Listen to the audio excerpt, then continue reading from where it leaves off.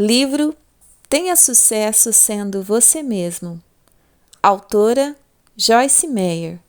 Narrado por Valquíria em nosso canal Declarando Vida. Capítulo 7. Entenda a diferença entre ser e fazer. Pois sustentamos que o homem é justificado e tornado justo pela fé, independente e distintamente separado das boas obras, obras da lei.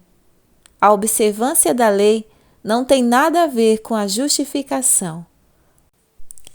Se realmente desejamos ter sucesso em sermos nós mesmos, é absolutamente necessário que tenhamos uma compreensão completa do que nos justifica e nos torna justos diante de Deus. Como vimos em Efésios 2, 8 e 9, somos justificados somente pela fé em Cristo e não pelas nossas obras. Se tivermos uma fé real, faremos boas obras, mas a nossa dependência não estará nelas.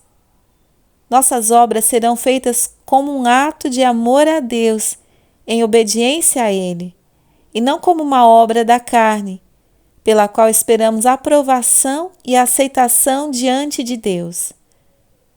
A maioria das pessoas da nossa sociedade gasta uma parte considerável de sua vida, e talvez até a vida inteira, se sentindo mal acerca de si mesma. O mundo parece todo nos dizer que nosso valor está ligado ao que fazemos. Dizemos uns aos outros coisas do tipo: o que você está fazendo? E o que você faz para ganhar a vida?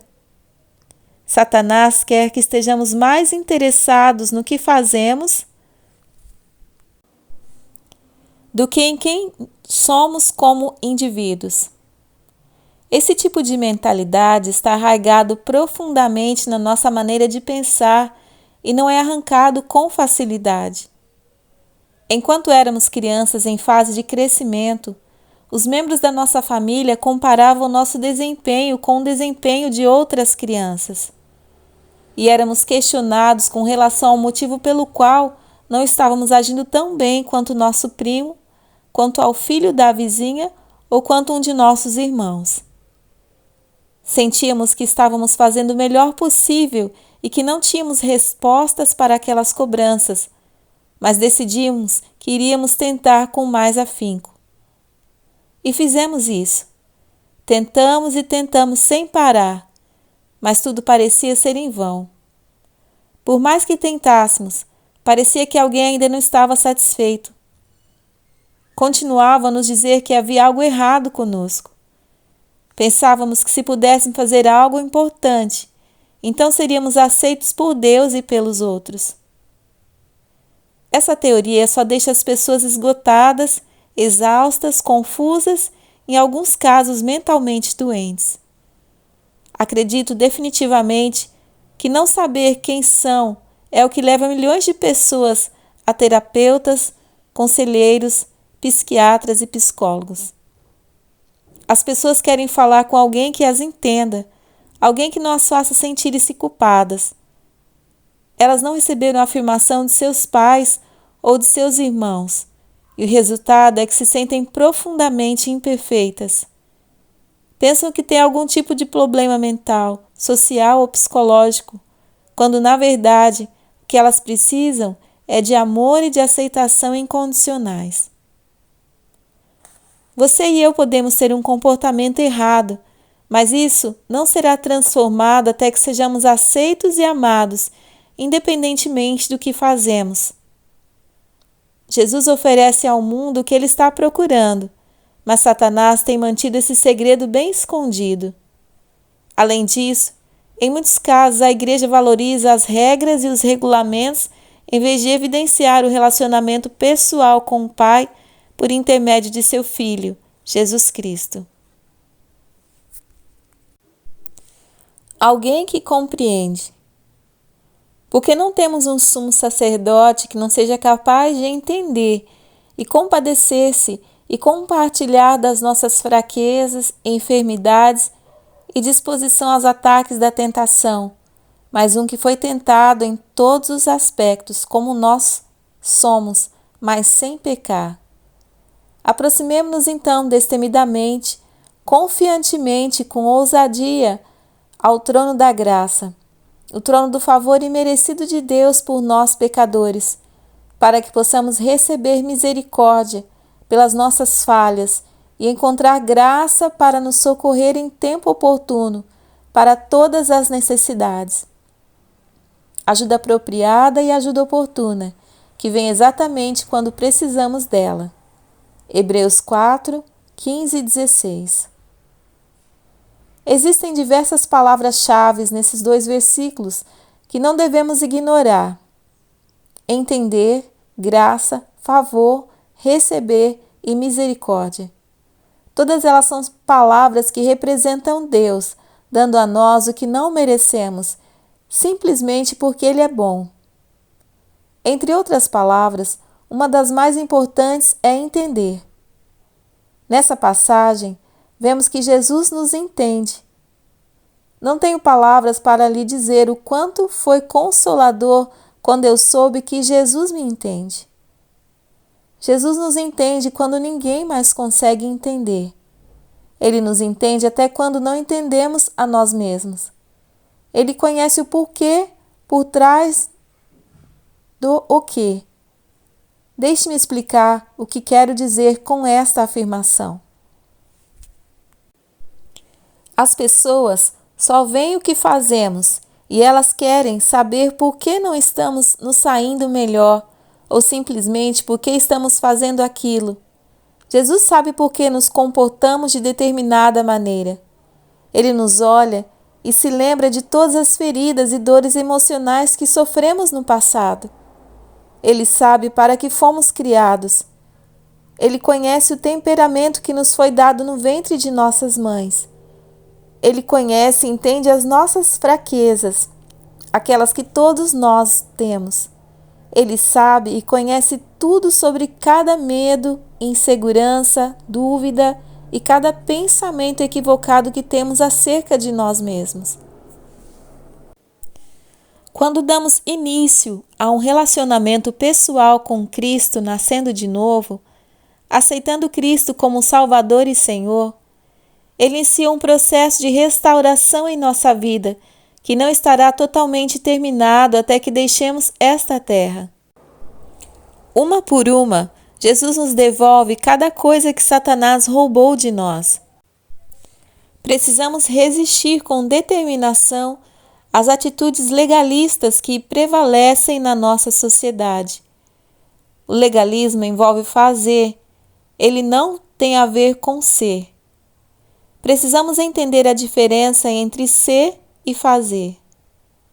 Jesus nos entende.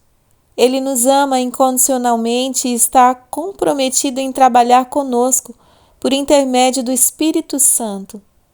Ele não nos condena enquanto está fazendo isso. O mundo exige que mudemos. Ele nos diz insistentemente que alguma coisa está errada conosco se não pudermos fazer o que se espera de nós. Mas o fato é que, sozinhos, jamais conseguiremos fazer tudo o que se espera de nós. A nossa única esperança está em quem somos em Cristo. Em Cristo, pois nele vivemos, nos movemos e existimos. Atos 17, 28. As expressões em Cristo, nele ou em quem, que estão ao longo de muitos livros do Novo Testamento, são importantes e cruciais. Se elas não forem entendidas, jamais teremos uma percepção adequada com relação ao nosso ser e ficaremos frustrados enquanto passamos a vida, tentando melhorar o nosso fazer. Quando recebemos Cristo como Salvador, passamos a ser vistos como estando nele. Nós recebemos como herança aquilo que Ele conquistou e merece. Olhar para o nosso relacionamento com os nossos filhos naturais pode nos ajudar a compreender esta questão.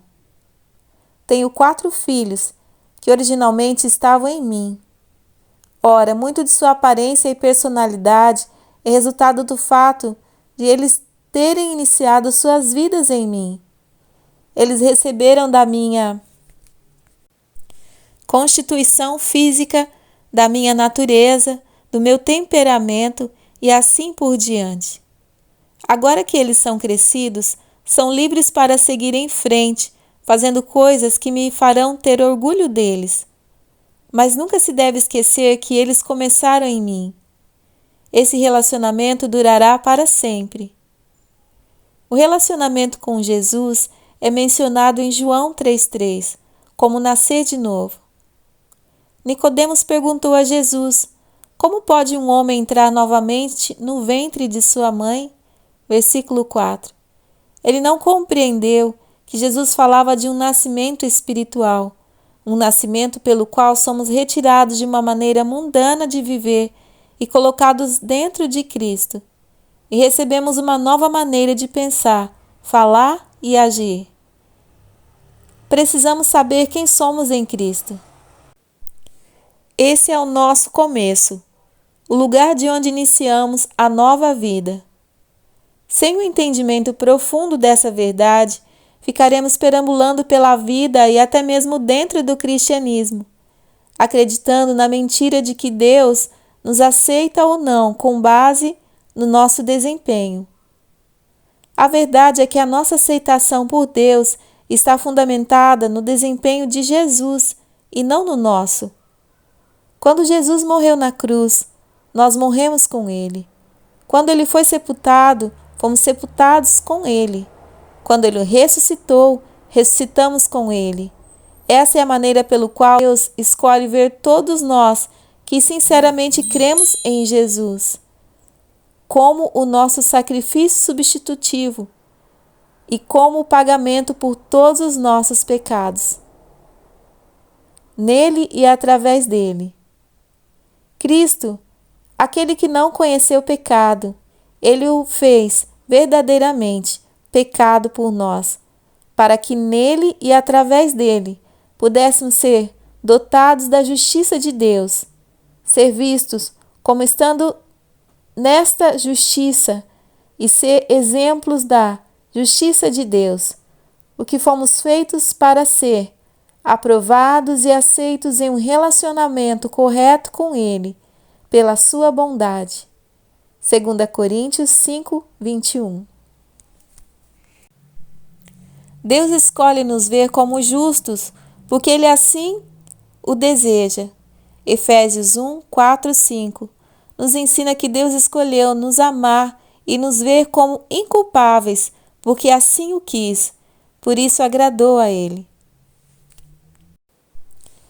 Assim como no seu amor, Ele nos escolheu, na verdade, nos selecionou para si como propriedade sua, em Cristo antes da fundação do mundo, para sermos santos e irrepreensíveis aos seus olhos, e mesmo acima de qualquer acusação, perante Ele em amor. Pois Ele nos predestinou, nos destinou, planejou em amor por nós, para sermos adotados, revelados como seus próprios filhos, através de Jesus Cristo, de acordo com o propósito da sua vontade, porque isso lhe agradou e foi a sua bondosa intenção. Quando ensino sobre esse assunto, sempre penso no relacionamento entre meu marido e meu filho. Meu filho mais velho, David, é meu filho de um casamento anterior. Casei-me aos 18 anos. Na minha infância, sofri abuso sexual e o rapaz de 19 anos com quem me casei não havia sido educado adequadamente.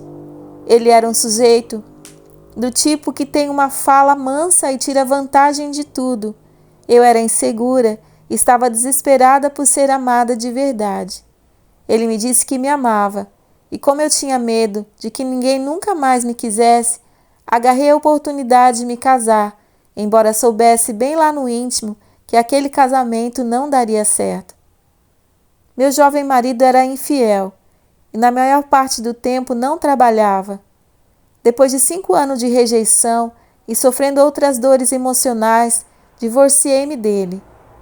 Desse casamento tivemos um filho a quem dei o nome do meu único irmão, David.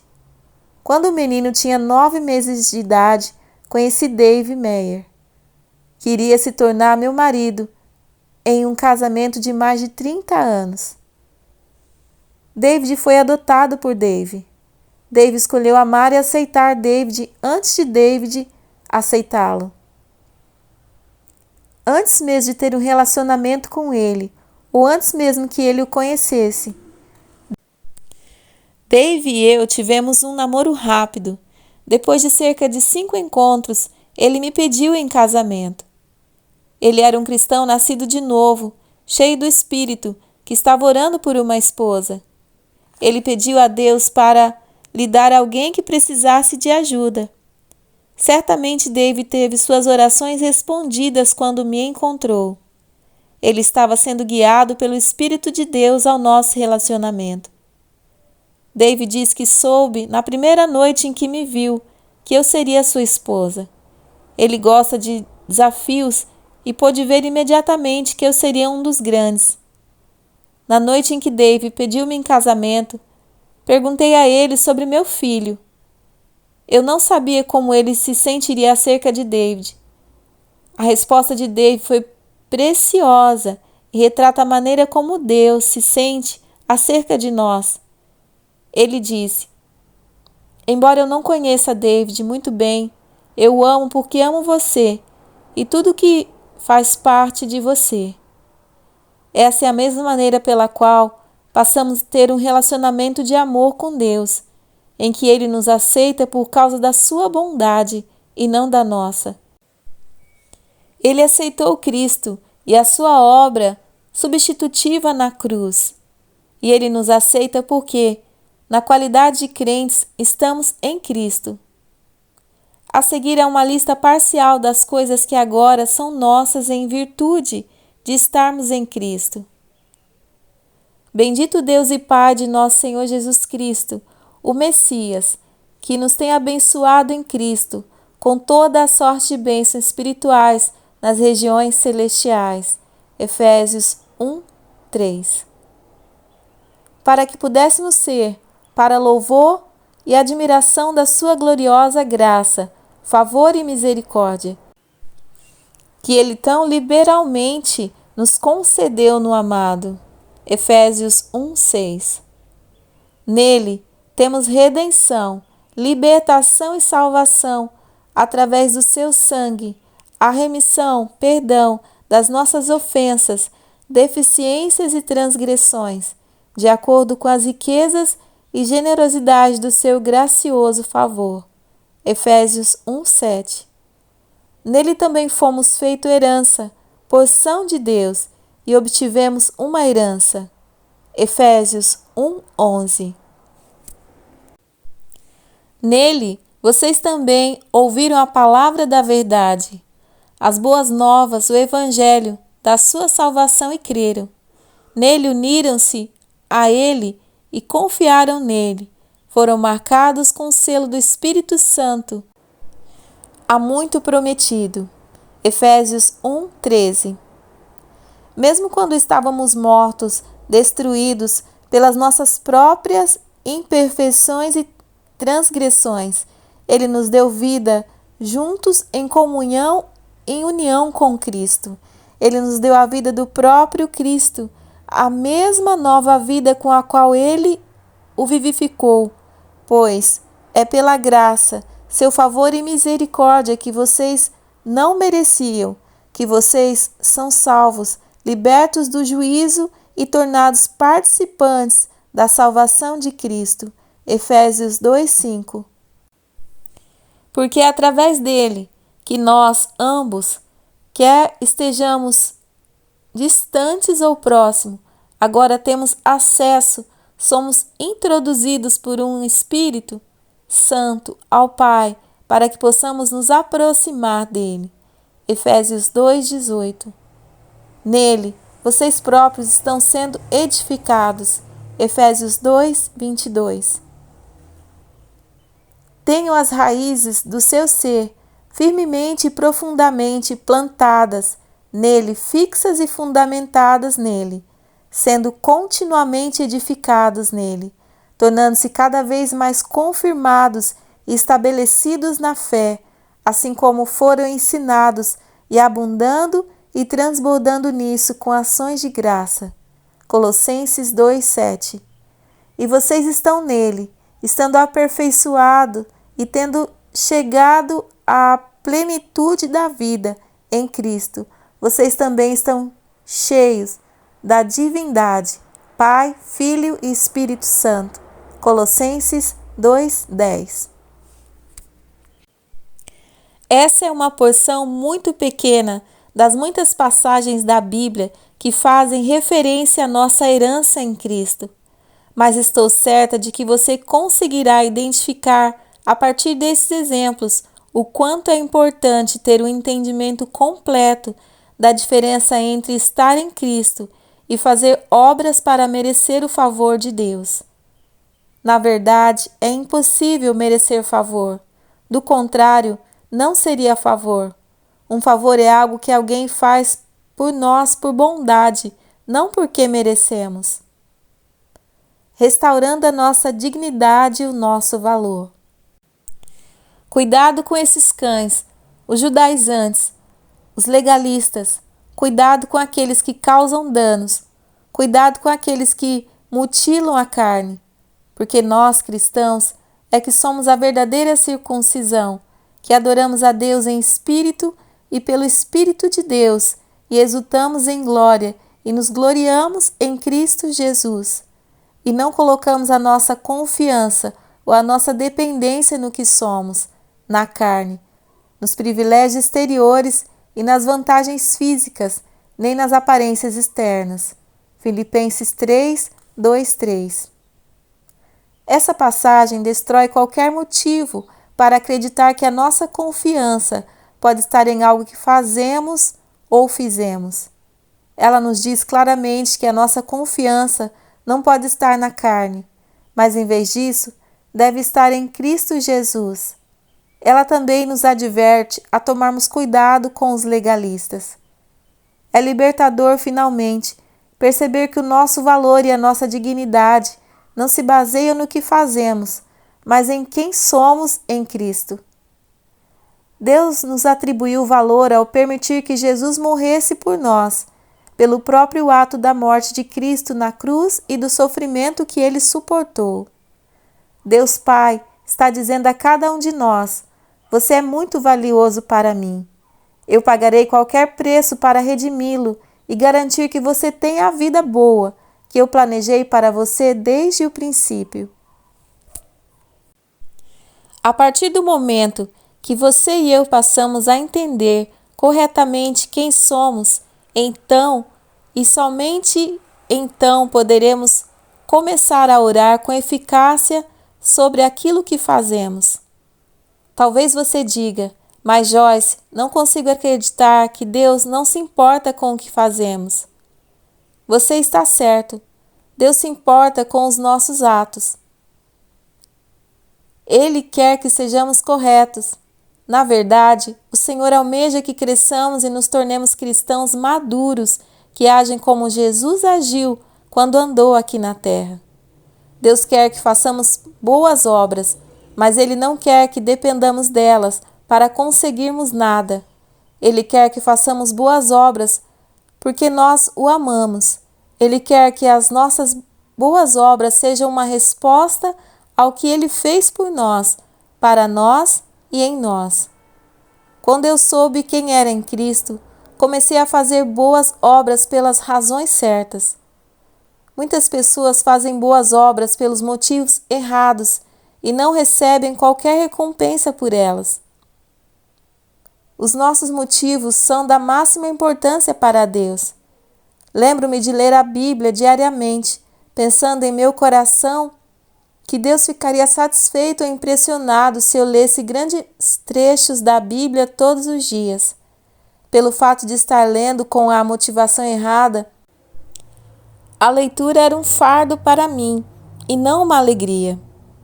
Ler a Bíblia diariamente e me assegurar de que havia lido um trecho de determinado tamanho passou a ser uma lei para mim.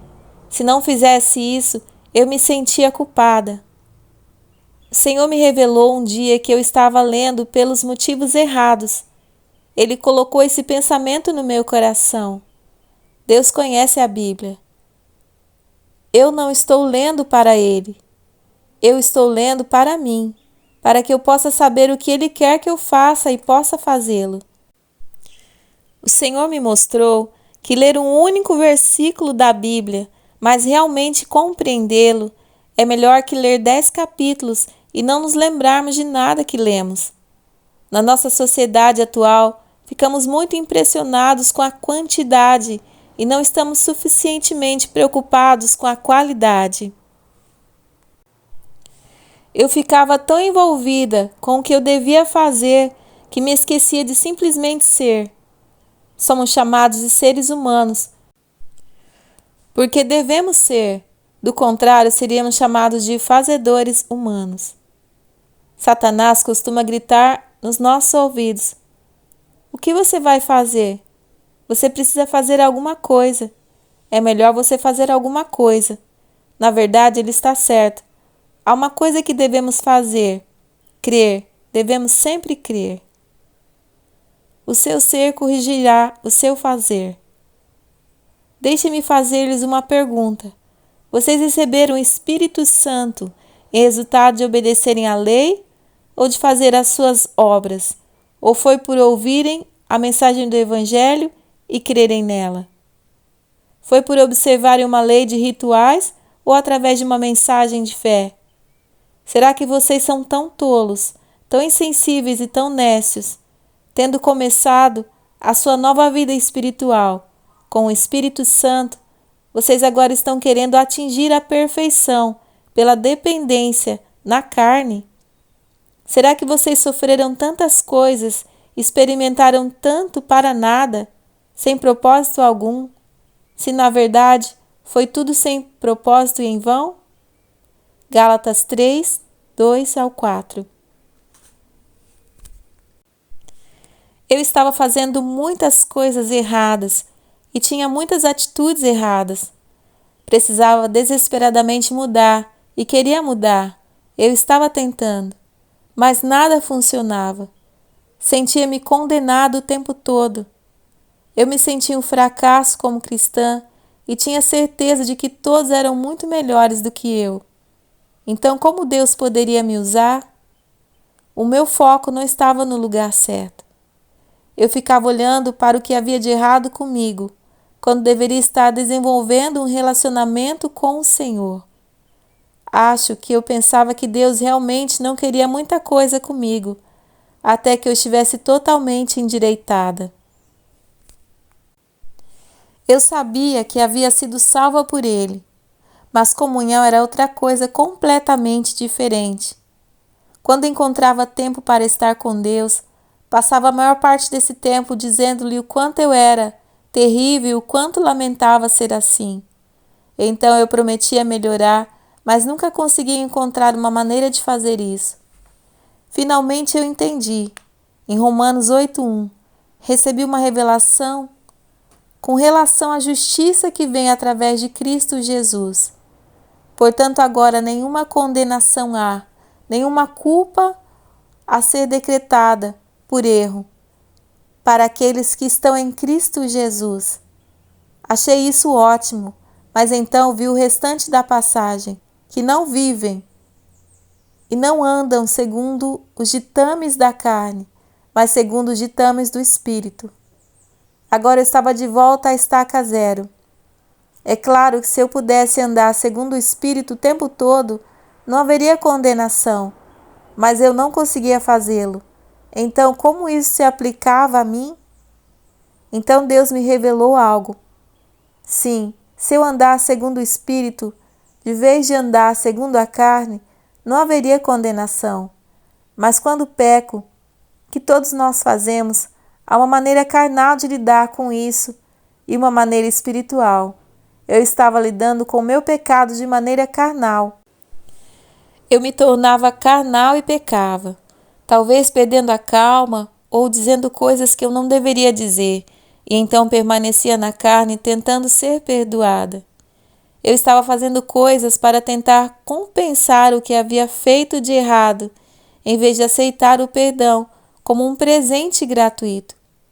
Quando recebi essa dádiva, passei a ser livre para fazer coisas boas porque estava embriagada com o amor e a misericórdia de Deus por mim, porque meu coração estava cheio de amor por Deus, a ponto de transbordar de boas obras.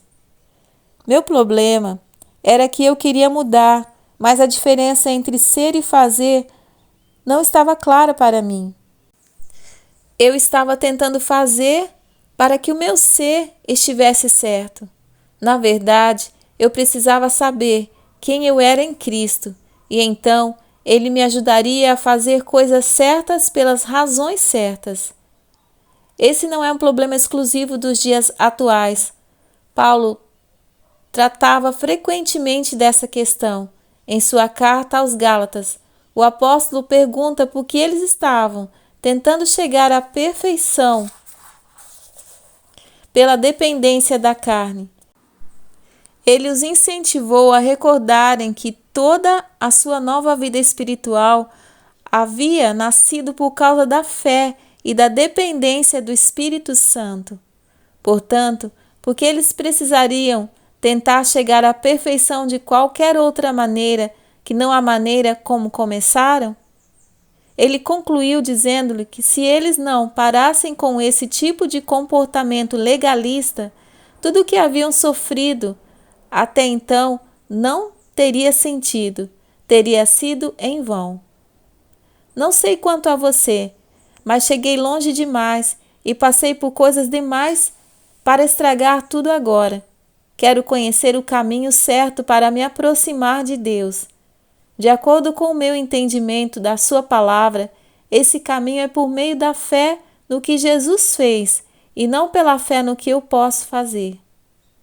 Não podemos ter sucesso em sermos nós mesmos sem conhecer essas coisas. Só podemos ter êxito se avançarmos por fé e não por obras. Se cremos que a nossa aceitação se baseia no que fazemos, sempre nos sentiremos rejeitados quando falhamos em fazer a coisa certa. Mas se colocarmos toda a nossa dependência em quem somos em Cristo, em vez do que fazemos por Ele, o nosso ser corrigirá o nosso fazer. De glória em glória. E todos nós, com o rosto desvendado, contemplando como por espelho a glória do Senhor, estamos sendo transformados de glória em glória, na sua própria imagem, assim como pelo Espírito do Senhor.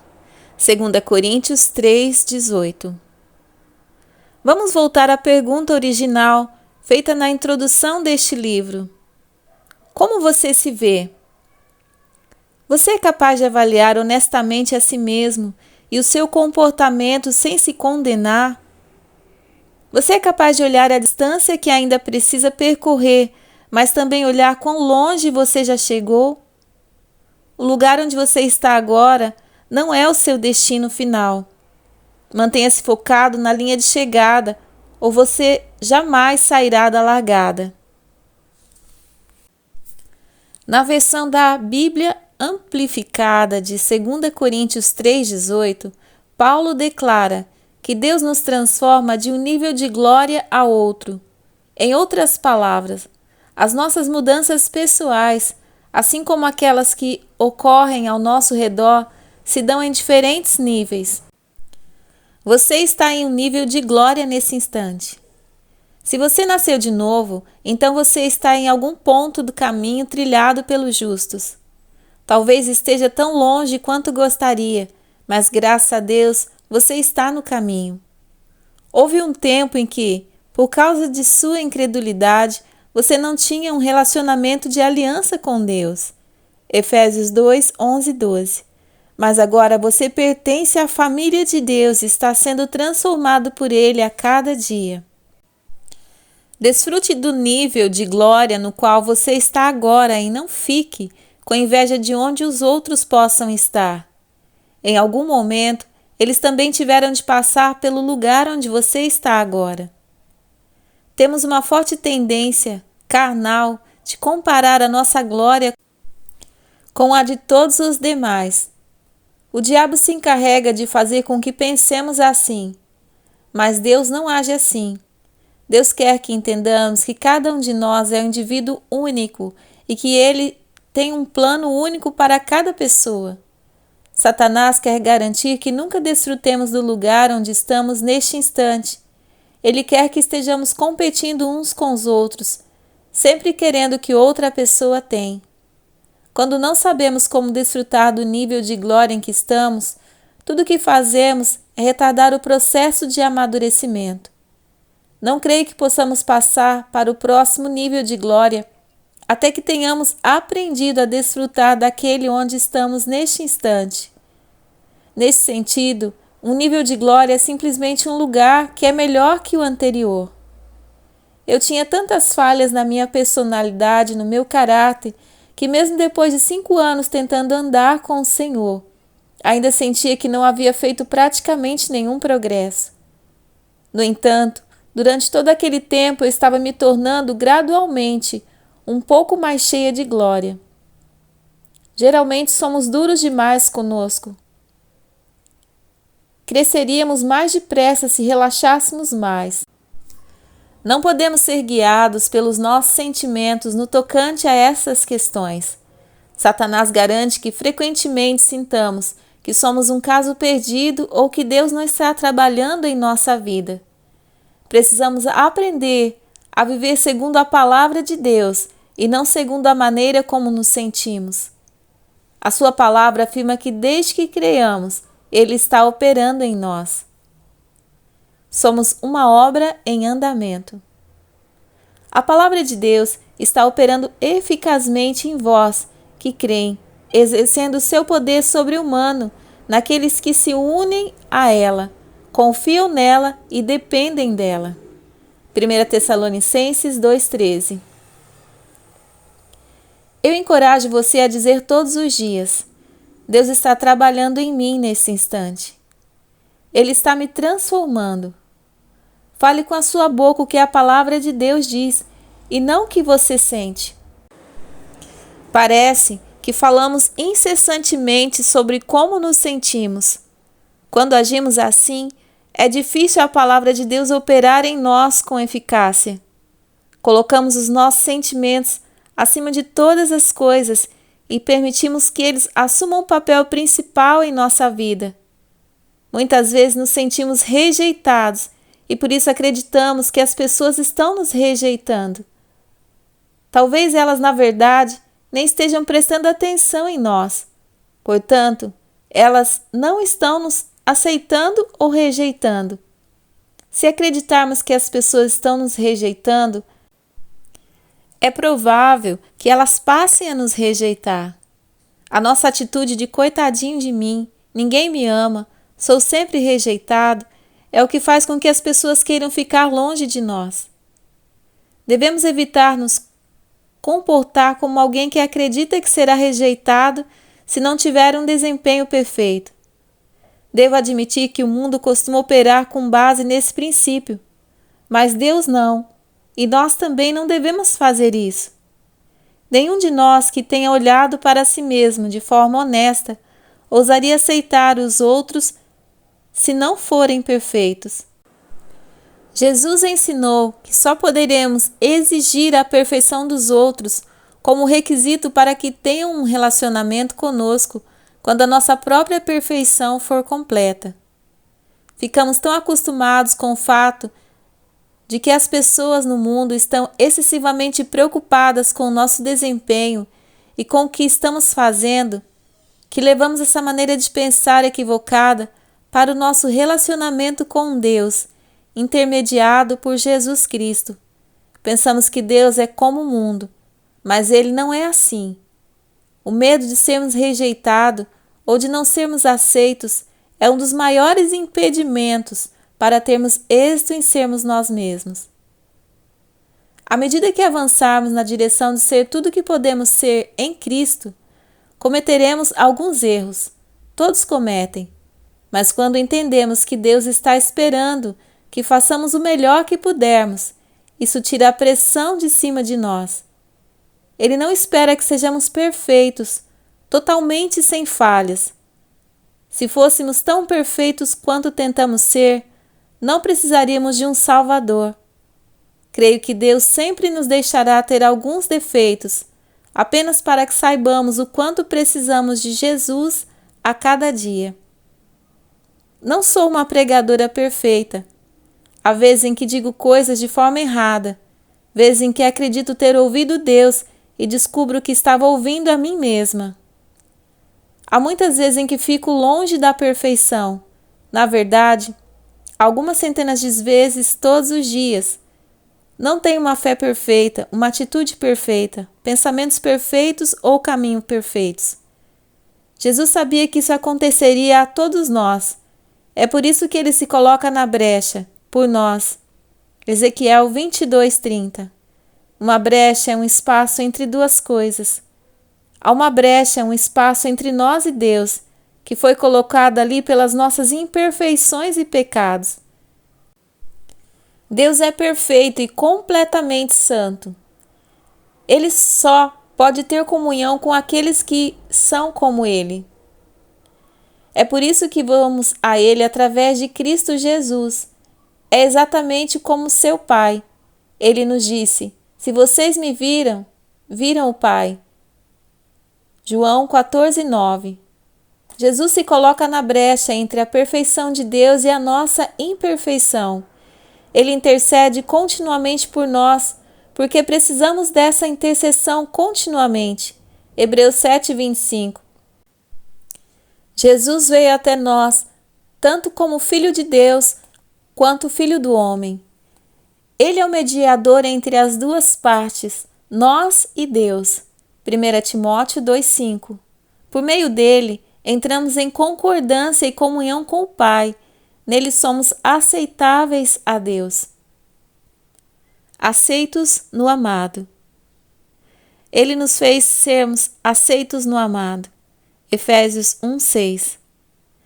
Não temos de crer que Deus nos aceita somente se tivermos um desempenho perfeito. Podemos crer na verdade que Ele nos aceita no amado. Deus nos aceita porque somos crentes em seu Filho Jesus Cristo. Se cremos nas mentiras de Satanás, passaremos nossa vida em meio a lutas e frustrações. As nossas habilidades serão minadas e nunca teremos êxito em sermos nós mesmos. Deus falou ao meu coração certa vez e disse: faça o seu melhor e depois entre no meu descanso. Achei essa uma ótima ideia, porque eu havia tentado todas as outras coisas possíveis e estava completamente desgastada. Descobri que o meu melhor a cada dia ainda inclui algumas imperfeições, mas foi por isso que Jesus morreu por mim e por você. O ciclo interminável do desempenho e da aceitação. Mas aquele que não trabalha pela lei confia que plenamente naquele que justifica o ímpio. A sua fé lhe é atribuída, como justiça, a posição aceitável a Deus. Assim Davi congratula o homem e pronuncia uma bênção sobre aquele a quem Deus atribui justiça, independentemente das obras que faz. Romanos 4, 5, 6. Se passamos anos presos ao ciclo interminável do desempenho e da aceitação, é difícil romper com ele. Isso se torna um estilo de vida que afeta nossos pensamentos, percepções e decisões. Muitas pessoas prefeririam continuar vivendo no ciclo do desempenho e da aceitação a romper com ele e enfrentar a possibilidade do fracasso. Outras se sentem tão mal consigo mesmas devido aos seus fracassos passados que nem sequer querem tentar adotar um novo estilo de vida. Quando as pessoas são viciadas em se sentirem bem consigo mesmas, somente quando têm um bom desempenho, elas estão fadadas a viver uma vida infeliz. É um ciclo de tentativa e erro, nova tentativa e novo erro, sentimento de culpa e rejeição, nova tentativa e novo erro, e assim por diante. Deus não nos quer presos a esse ciclo. Ele quer que nos sintamos bem com nós mesmos, quer tenhamos um desempenho perfeito ou não. Ele não quer que nos tornemos orgulhosos, mas certamente não nos criou para a rejeição. É nesse ponto que uma revelação sobre nosso ser e nosso fazer é tão valiosa. Deveríamos ser capazes de separar as duas coisas e olhar honestamente para ambas. Se tivermos um mau desempenho, podemos lamentar e esperar fazer melhor da próxima vez. Podemos tentar melhorar o nosso desempenho, o nosso fazer, mas o nosso valor e a nossa dignidade, o nosso ser, não podem ser determinados pelo nosso desempenho. As pessoas que têm problemas nessa área encaram as coisas de maneira errada. Se elas têm expectativa de serem rejeitadas quando seu desempenho não é bom, elas reagem como se já tivessem sido rejeitadas, o que confunde aqueles que se relacionam com elas. Eis um exemplo. Minha administradora geral, que está conosco há muitos anos, tinha um problema na área do desempenho e da aceitação. Ela cresceu acreditando e recebendo a mensagem de que poderia adquirir aceitação e amor por meio da perfeição. Quando ela começou a trabalhar conosco, percebemos que todas as vezes que perguntávamos a ela sobre a sua carga de trabalho, ela reagia de maneira muito estranha.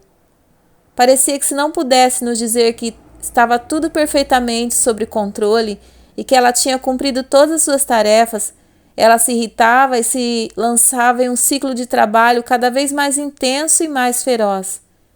Esse comportamento estava se tornando um grande problema para mim, porque eu sentia que ela recuava e me rejeitava nesses momentos. Eu não a estava rejeitando por causa de suas imperfeições, mas ela acreditava que estava sendo rejeitada por mim.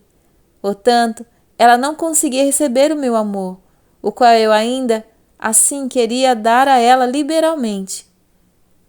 Recebemos pelo ato de crer, e recebemos aquilo em que cremos e nada mais. Se não cremos na graça, na misericórdia e no favor de Deus, então não podemos recebê-lo. Se cremos que precisamos fazer tudo de maneira perfeita e correta para ser aceitos por Deus, então rejeitaremos o seu amor, embora ele não nos rejeite. Esse pensamento equivocado e essa forma errada de crer nos mantém aprisionados. É como uma esteira rolante que gira tão depressa que não conseguimos encontrar o momento para descer, um ciclo sem fim. Se você está no ciclo interminável do desempenho e da aceitação, oro para que isso seja quebrado em sua vida, a fim de que você possa receber livremente a aceitação de Deus e depois ajudar outros a fazerem o mesmo. Tire a pressão de cima das outras pessoas. Eles atam fardos pesados, difíceis de carregar, e os colocam sobre os ombros dos homens. Entretanto, eles mesmos não querem levantar um dedo para ajudar a suportá-los. Mateus 23:4. Você e eu colocamos uma enorme pressão sobre nós quando temos expectativas não realistas, quando esperamos ser perfeitos. Deus não quer que vivamos sob esse tipo de pressão. Também podemos recair em uma maneira equivocada de pensar, o que faz com que pressionemos outras pessoas. Podemos esperar mais das pessoas do que elas são capazes de nos dar. Fazer com que as pessoas com quem nos relacionamos se sintam continuamente pressionadas causará o colapso desse relacionamento. Todas as pessoas em todo lugar estão em busca de aceitação. Como seres humanos, todos nós precisamos de espaço ou liberdade para sermos quem somos. Queremos ser aceitos como somos. Isso não significa que não sabemos que precisamos de algumas mudanças, mas não queremos que as pessoas nos digam, ainda que de forma sutil, que precisamos mudar para sermos aceitos. É mais provável que mudemos por aqueles que estão dispostos a aceitar-nos com as nossas imperfeições do que por aqueles que fazem exigência e esperam que vivamos de acordo com a sua lista de regras e regulamentos.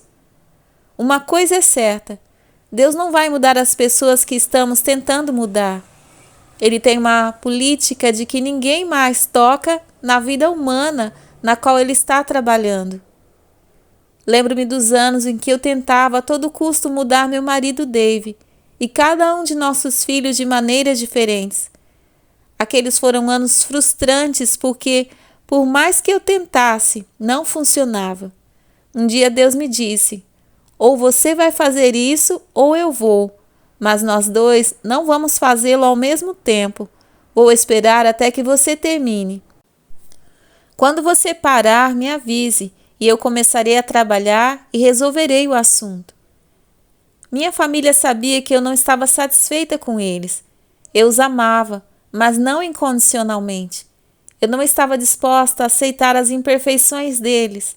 Eu estava determinada a mudá-los. Mesmo quando pensamos que estamos conseguindo disfarçar a nossa reprovação, as pessoas ainda podem senti-la.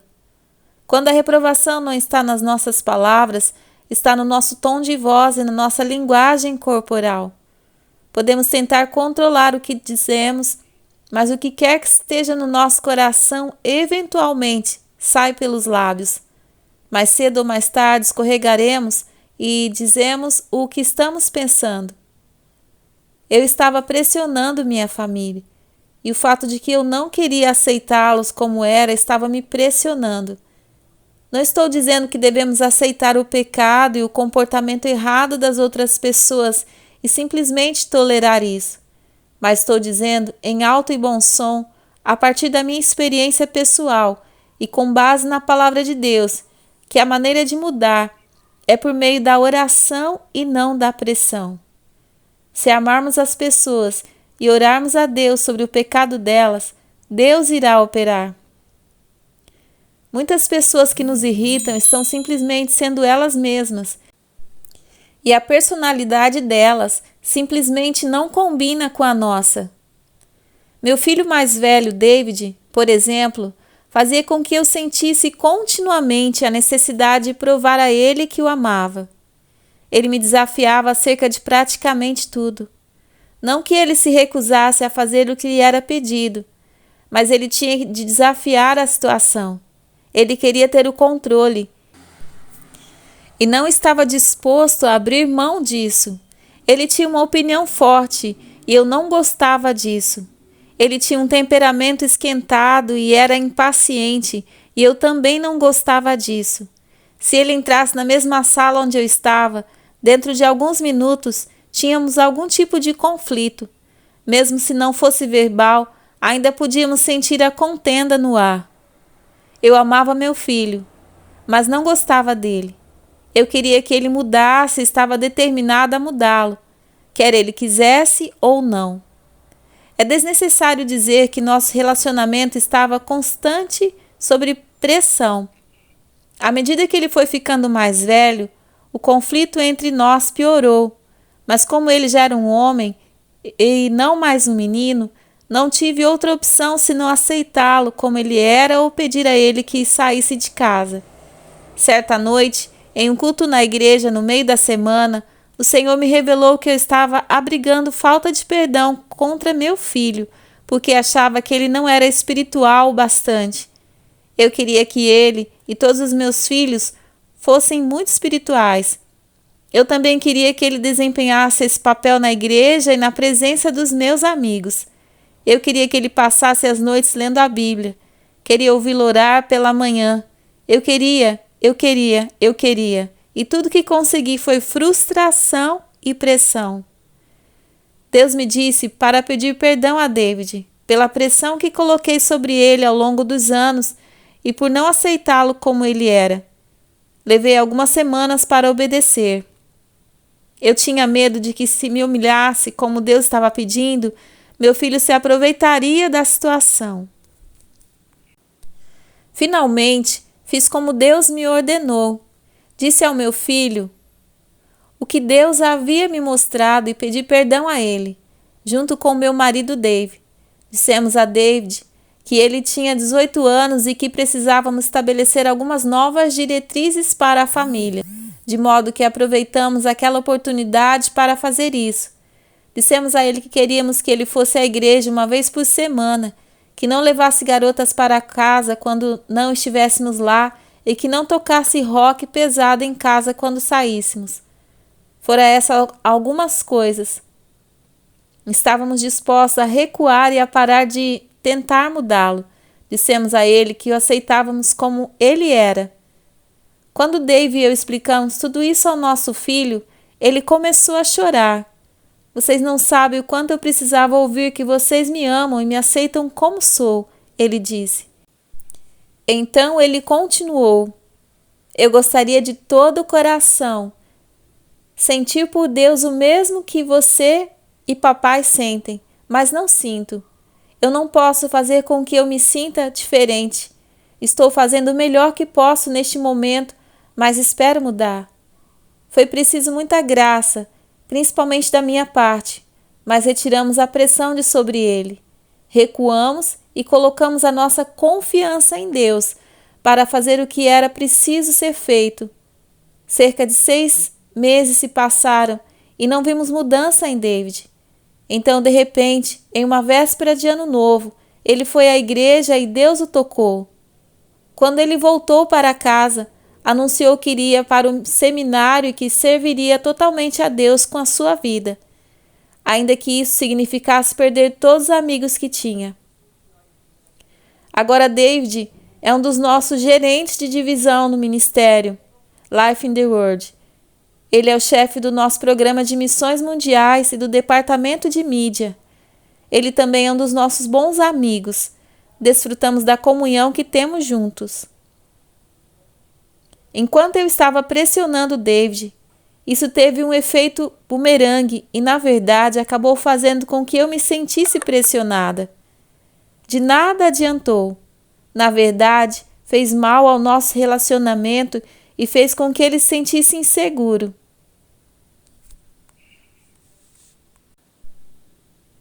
Foi apenas muitos anos depois que finalmente entendi que eu tinha tanta dificuldade com a personalidade dele. Ele é exatamente como eu. A personalidade do meu marido também me irritava. Dave é tranquilo com relação à maioria das coisas. Ele é um amante da paz e é capaz de caminhar a segunda milha para preservá-la.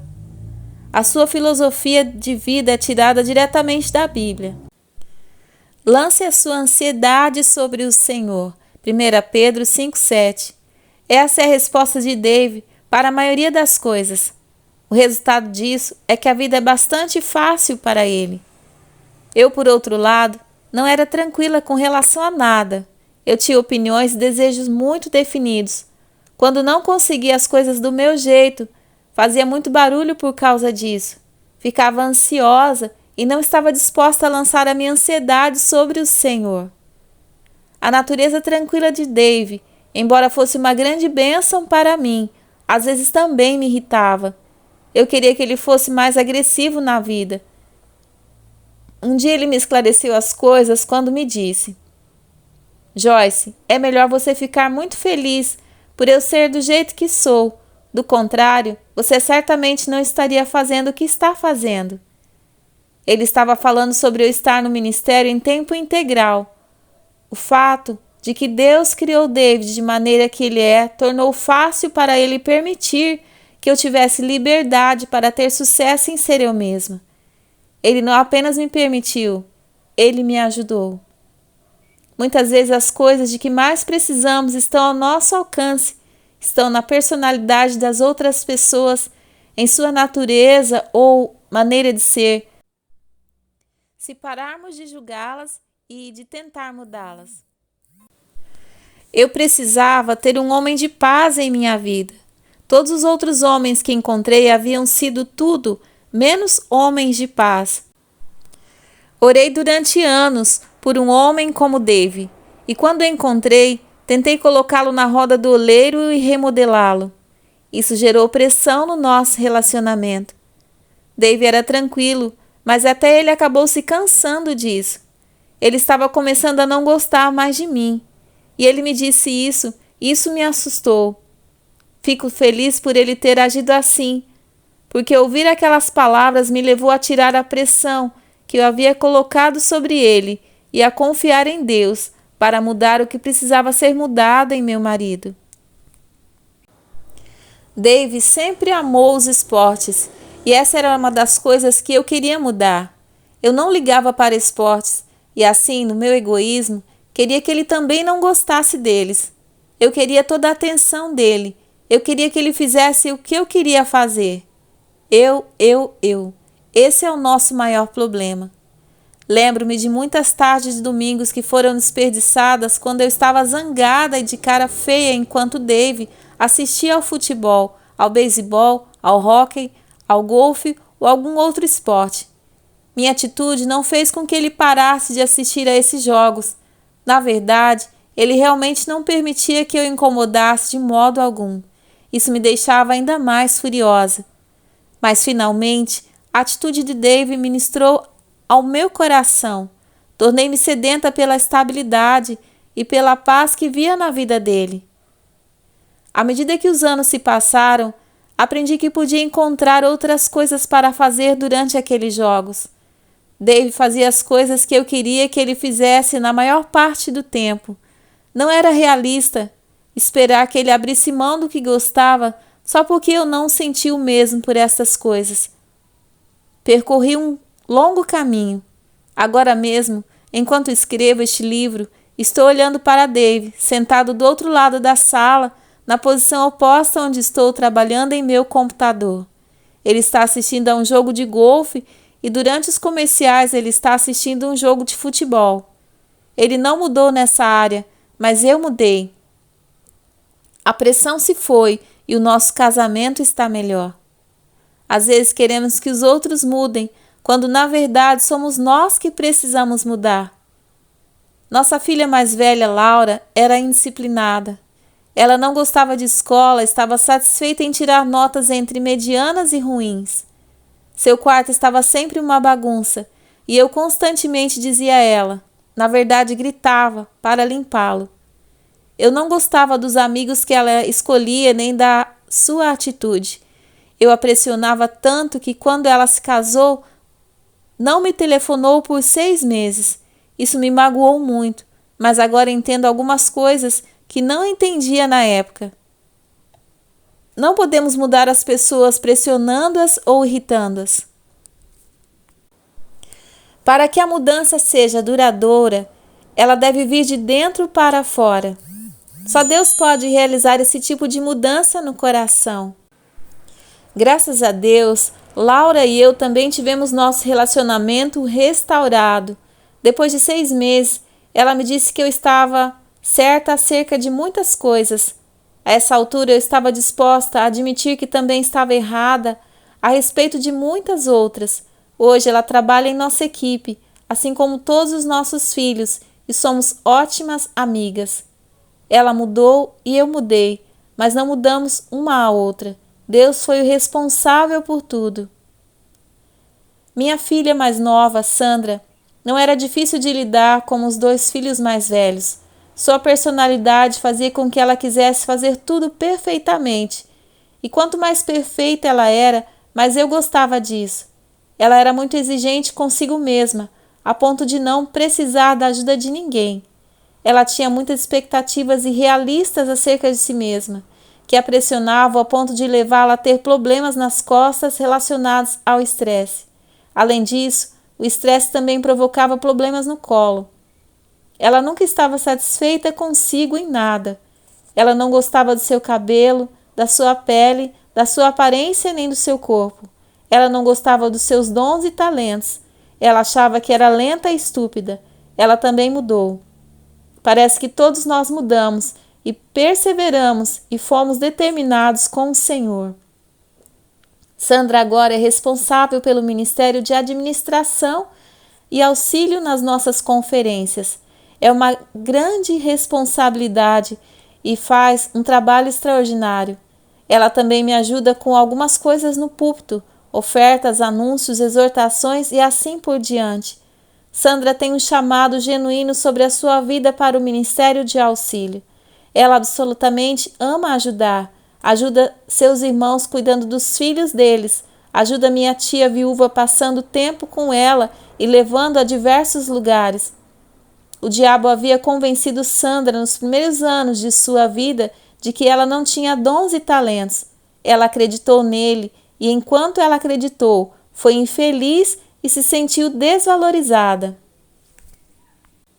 Satanás é um grande mentiroso, mas enquanto crermos nas mentiras dele, não seremos realizados e nunca teremos sucesso em sermos nós mesmos.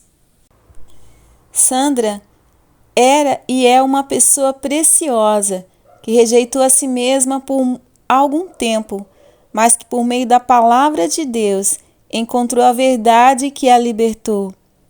Sua personalidade perfeccionista fez com que ela pressionasse as outras pessoas por algum tempo. Ela tinha expectativas não realistas relativas a essas pessoas, assim como tinha quanto a si mesma. Sempre que esperamos que outra pessoa nos faça feliz, o tempo todo estamos fadados a viver uma decepção. Quando Sandra se casou, foi com um homem muito parecido com Dave, muito tranquilo e amante da paz. Ele é de convivência muito fácil, mas não gosta de ser irritado. Ele chegou a um ponto em que disse a Sandra para parar de agir como sua mãe. Ela ficou muito furiosa e magoada, mas à medida que os dias se passavam, percebeu que ele estava certo. Ela parou de pressioná-lo, e o resultado é que ela está se sentindo menos pressionada também. Daniel, nosso filho mais jovem, perdeu muito dos meus dias de fúria. Quando ele nasceu, eu estava mais madura no Senhor.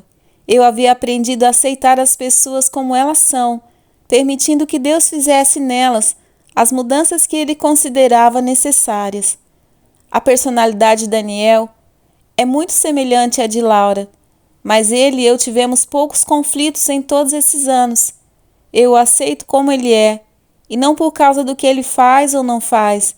Eu o corrijo quando necessário, mas não o rejeito porque ele não me agradou. Assim como Laura, Daniel não gostava da escola, e durante todos os 12 anos escolares ele avançou aos trancos e barrancos até terminar seus estudos, mas ele conseguiu. Ele se formou e é um cidadão agora. Ele trabalha no departamento de televisão do nosso ministério e tem a visão de trabalhar com a juventude. Fico muito feliz porque finalmente aprendi a viver em paz. A paz é muito melhor do que a pressão. Talvez você precise aliviar a pressão de cima de algumas pessoas em sua vida. Pense nisso. Se Deus lhe mostrar situações e áreas nas quais lhe falta equilíbrio, eu incentivo a fazer as mudanças necessárias. Você e eu colhemos o que plantamos, como todo mundo. Se semearmos liberdade na vida das outras pessoas, colheremos liberdade. Se tirarmos a pressão de cima dos outros, não apenas tiraremos a pressão de cima de nós mesmos, como também perceberemos que as outras pessoas também estão nos pressionando menos. Expectativas não realistas. E não precisava de alguém que lhe desse testemunho a respeito do homem. Não precisava de evidência da parte de ninguém acerca dos homens, porque ele mesmo sabia o que havia na natureza humana. Ele podia ler os corações dos homens. João 2:25.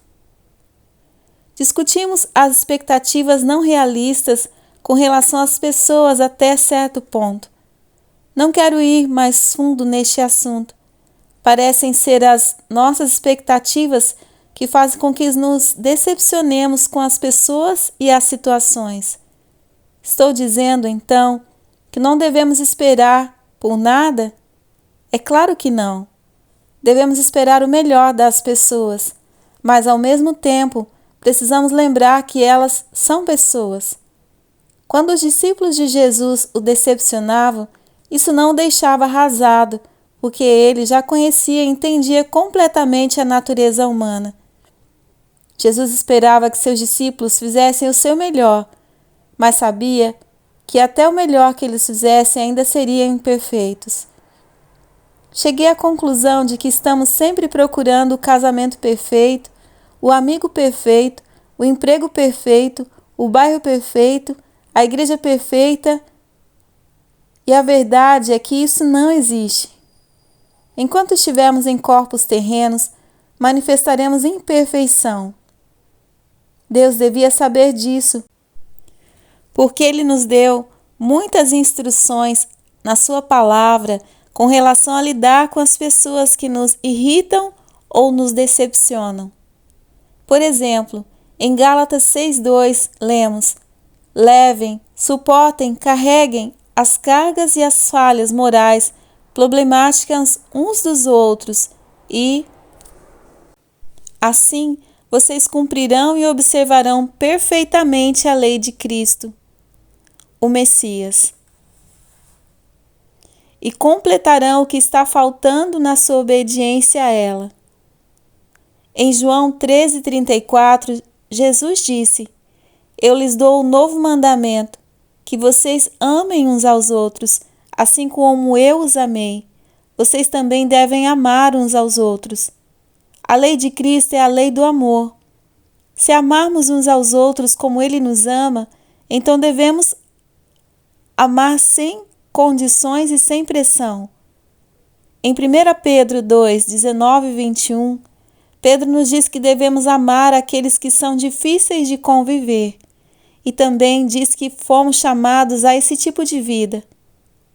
Outro versículo que nos ensina como tratar aqueles que nos magoam ou nos irritam está em Romanos 12:16, quando Paulo escreve: vivam em harmonia uns com os outros, não sejam arrogantes, snobs, soberbos, exclusivos, mas ajustem-se prontamente à pessoa, coisas e dediquem-se a tarefas humildes. Nunca subestimem nem sejam sábios nos seus próprios conceitos acerca de si mesmos. Por fim, 1 Pedro 3,9 nos diz: nunca paguem mal por mal, insulto por insulto, repreensão, censura, reprimenda, mas ao contrário, bem dizendo, orando pelo bem-estar, felicidade e proteção deles, e realmente tendo compaixão deles e amando-os.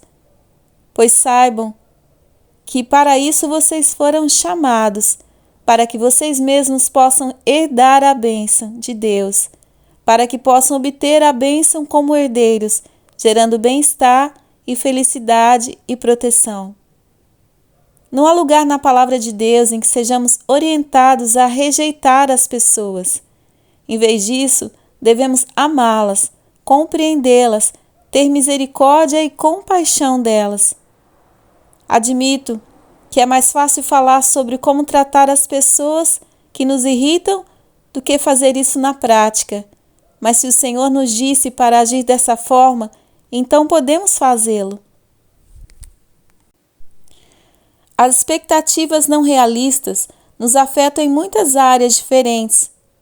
Primeiramente, temos expectativas não realistas quanto a nós mesmos. Esperamos ser capazes de fazer o que os outros fazem. Mas, se não temos um dom em determinada área, não podemos sobressair nela. Quando fazemos as coisas de forma imperfeita, nos sentimos mal a respeito de nós mesmos. Isso parece iniciar um ciclo interminável de busca por coisas inatingíveis, esperando provar alguma coisa que absolutamente não temos de provar. Sou livre para ser eu. E você é livre para ser você. Tudo o que precisamos fazer é obedecer a Deus pessoalmente. Não precisamos provar nada a nós mesmos ou a qualquer pessoa. Se obedecermos a Deus, Ele cuidará da nossa reputação. Quando esperamos ter um bom desempenho em áreas que estão fora da alçada dos nossos dons e chamados, podemos nos preparar para ter grandes decepções. As expectativas não realistas também afetam nossos relacionamentos com outras pessoas. Como já mencionamos, pessoas são pessoas e todas elas têm pontos fortes e fracos. Para ter um relacionamento com as pessoas, precisamos aceitar as duas coisas. Esperar que os outros sejam responsáveis pela nossa felicidade é um grande erro. Como disse Abraham Lincoln, a maioria das pessoas é tão feliz quanto decide ser. Se elas não decidirem ser felizes, não podemos fazê-las felizes, não importa o que façamos. Durante os anos em que tive todas aquelas expectativas não realistas com relação a Dave e meus filhos, eu frustrava todos com as minhas exigências nada razoáveis. Dave, sendo um amante da paz, tentava me manter feliz fazendo as diversas coisas que eu dizia querer que fossem feitas, mas de alguma forma eu nunca estava perfeitamente feliz. Finalmente, um dia ele disse: Joyce, percebi que não importa o que eu faça, não consigo deixá-la feliz, portanto vou parar de tentar. Eu não era feliz porque não estava olhando a vida de forma realista. Há momentos em que gostamos de acreditar que a fé remove o realismo, que independentemente do que está acontecendo em nossa vida, podemos reverter aquela circunstância acreditando que Deus pode mudar as coisas. Muitas coisas podem ser mudadas pelo poder de Deus e pela sua palavra, mas há algumas questões na vida que precisamos encarar e com as quais nós mesmos temos de lidar. E uma dessas questões é aquilo sobre o qual estamos falando neste livro. As pessoas não são perfeitas e esperar que elas o sejam é frustrante para todos os envolvidos. Precisamos aprender a ser generosos, usando de misericórdia e a semear sementes de misericórdia, a fim de que possamos colher misericórdia quando precisarmos dela. Expectativas não realistas com relação às nossas circunstâncias também podem ser uma ferramenta usada por Satanás para nos levar ao desânimo e ao desespero. Em João 16:33, Jesus disse: No mundo passais por aflições, mas tende bom ânimo, eu venci o mundo. O que ele estava dizendo? Vocês podem se alegrar, porque enquanto estiverem no mundo, terão algumas tribulações. Mas não se preocupem com isso, porque eu tenho tudo sob controle. Todos nós gostamos de planejar a vida e fazer com que ela caminhe exatamente como planejamos, mas isso raramente acontece. Todavia, isso não é algo ruim, é apenas a verdade. Como crentes, recebemos o poder do Espírito Santo para nos ajudar a fazer coisas difíceis, não para tornar a nossa vida fácil, a ponto de nunca precisarmos usar a nossa fé. Incentivo você a esperar que coisas boas aconteçam em sua vida. Certamente eu lhe diria para esperar coisas más. Também incentivo você a ser realista e entender que todos nós temos de lidar com coisas que são desagradáveis e pessoas que são desagradáveis. Nossa atitude nessas situações desafiadoras faz a diferença e definirá se vamos desfrutar a vida ou não. Desafio você a tomar uma decisão sobre essa área e manter-se firme. Esteja determinado a nunca ser derrotado novamente por circunstâncias que não estão alinhadas com os seus desejos. Permaneça calmo nos momentos de provação e confie em Deus. O que Satanás planejar para o seu mal, Deus fará que coopere para o seu bem, à medida que você confiar nele. Ore acerca dessa área e peça a ajuda do Espírito Santo. Enquanto você viver no engano das expectativas não realistas, nunca alcançará o sucesso em ser você mesmo.